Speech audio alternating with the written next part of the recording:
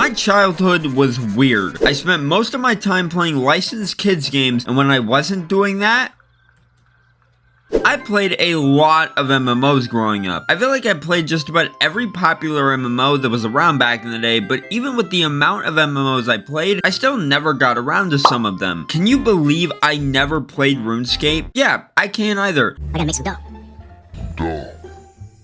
Imagine how different I'd be if I actually played RuneScape as a kid. The MMOs I did play though were pretty great. Wizard101, Monkey Quest, Clone Wars Adventures, Club Penguin. Only one out of those four still exists. The point is, MMOs played a massive part in my childhood, and unfortunately a lot of the MMOs I played as a kid are dead. All these MMOs though were pretty awesome, and some of these have more or less been forgotten about. So in this video I want to go back and talk about the MMOs that defined my childhood. Starting with what was most likely the very first MMO I ever played, Star the Clone Wars Adventures Wars. Released in 2010, this game came out at the height of the popularity of the Clone Wars TV show, which had premiered just 2 years earlier in 2008. Growing up, I was never the biggest fan of the Clone Wars. Don't get me wrong, I didn't hate the show by any means, I just never really got as into it as other kids did back then. That didn't stop me from consuming any and everything else related to the show though. Whether it was the educational Clone Wars video game for the Didge, remember that? Or one of the toys with a Clone Wars DVD included, I probably had it. Which of course meant I also got into the MMO Star Wars The Clone Wars Adventures in 2011. My memory when it comes to this game is very foggy, but I just remember usually spending most of my time playing the countless minigames rather than doing any of the meaningful stuff. Some of the games included lightsaber dueling, blaster training, 2 card-based modes called Card Assault and Card Commander, and that's just to name a few. There were so many other games that I remember being a lot of fun to play. Now of course, much like every other MMO I'm gonna talk about in this video, there was a paid membership which I never had as a kid, but I don't remember the membership being all that necessary to have fun with the game. Without the membership, I was still able to explore the world of the Clone Wars as well as interact with all the characters from the show. The game was just a lot of fun and was loaded with content. The character creator was also pretty damn good. You could customize everything from how your character looked to what weapon you wanted to wield, such as a lightsaber or a blaster. Hell, if you wanted to, you could even be a clone trooper and wield a lightsaber. You had quite a bit of freedom when it came to what you wanted to do with your character. On top of that, there were houses, classes, combat. Duh, it's an MMORPG, why wouldn't there be? As well as 2 different campaigns you could play. The coolest part about this game was exploring all the different locations and seeing what each place had to offer. Playing this game now through the Clone Wars Adventures emulator, it's very barren and just really sad because it's no longer active, obviously because the game's dead. Just remembering what this game used to be like and seeing it in its current state just as a dead single player only experience is just really sad. Crazy thing is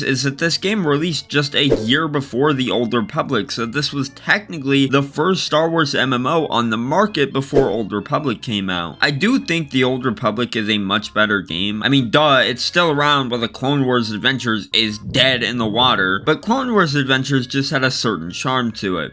You're gonna hear me say that a lot throughout this video. I love that they were able to take everything from the TV show and actually turn it into a pretty fun MMO. Now visually, the game actually didn't look horrible. Sure, it's very dated by today's standards, but back then, for what was probably just an attempt to cash in on the success of the TV show, the game actually didn't look terrible. All the models looked pretty fine, and the environments looked pretty great too. For an MMO from 2010, it certainly looked pretty good. As for the controls, they were certainly pretty janky and hard to get the hang of. I don't remember the game being quite this hard to control, but apparently I just put up with it as a kid. While I didn't spend as much time playing this game as I spent with some of the other MMOs I'll talk about in this video, this game stuck with me for years and years even after it shut down. Overall, the Clone Wars Adventures was a pretty great MMO. Sure, compared to the Old Republic now, CWA wasn't really anything all that special, but then again, the Old Republic has the benefit of being based off the entire Star Wars IP, unlike CWA, which had to adapt the Clone Wars TV show into MMO form. Unfortunately though, in 2014, the Clone Wars TV show would be cancelled, meaning the Clone Wars Adventures would also be taken down along with it. The game lasted a total of 4 years and had one hell of a run. But now it's time to talk about the true titan of the MMO genre.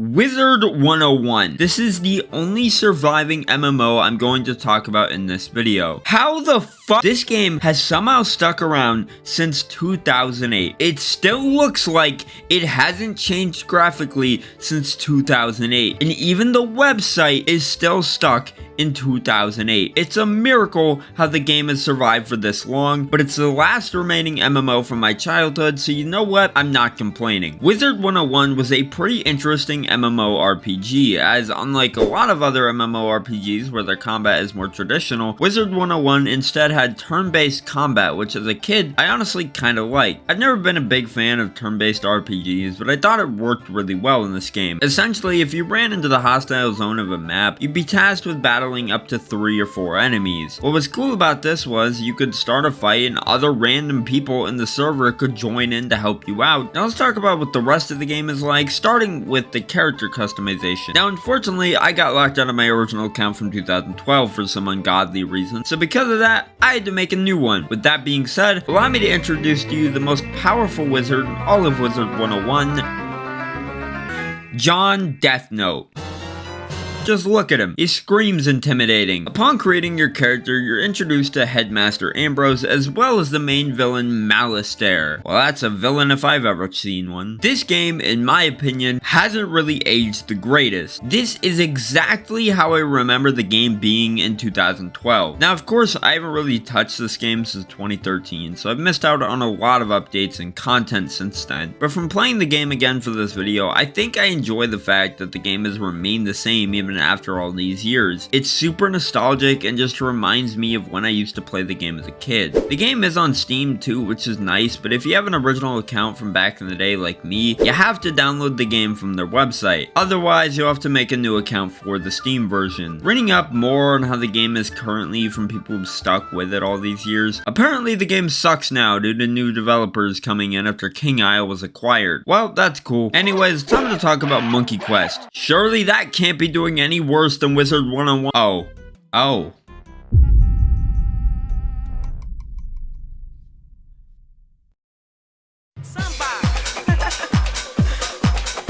Monkey Quest was, well, it was a game, I can tell you that. I was honestly even debating on whether I should have even put this game in the video because most of the game is lost media now, apparently. Which is crazy to think about because I used to play this game to death as a kid, and now to see that most of the game is just missing is pretty insane. Most of what I'm going to show for this part of the video is trailers and gameplay I found online, which the links to the original clips will be in the description, of course. I will, of course, try my best to work with what I have, though. Monkey Quest was Nickelodeon's attempt at having their own MMO, as it seemed like everyone had their own MMO during this time. Hell, Disney had like 4, so it only made sense that Nickelodeon would throw their hat in the MMO ring eventually.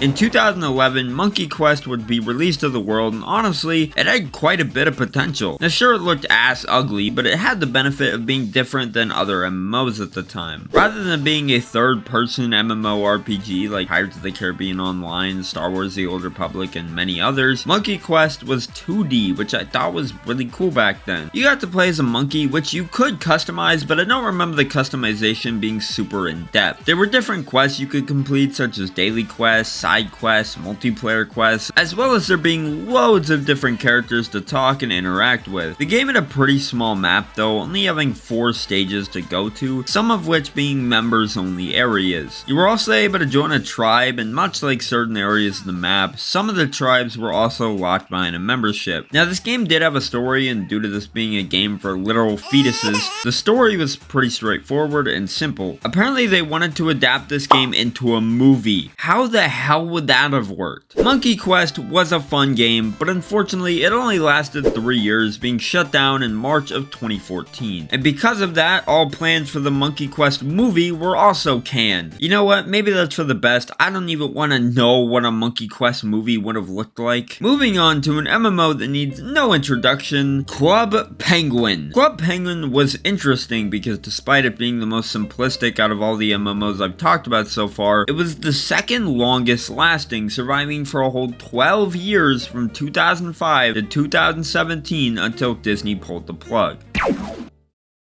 Let me tell you though, as somebody who played Club Penguin from 2012 all the way up to its final days of existence, Club Penguin was peak. As I said, it was super simplistic. I mean, you played it in a browser for God's sake, but it still managed to be one of the best MMOs I ever played. You started out by creating your penguin, choosing its color, picking its name. This game really gives Tekken 8's character creator a run for its money. After you created your penguin, you were free to roam the world of Club Penguin, and there was a lot of stuff to do. Each location you could go to had different games you could play, like the pizza parlor having a pizza making game, or the iceberg having a submarine game. At the end of the day, the games were just simple high score based minigames, and they were the way you mainly made money in the game, but they had a certain charm to them. Everything from the music to just how Club Penguin looked with its art style made these little minigames feel a lot more special. Now I know what you're asking. Well, Shadow, what was the gameplay like?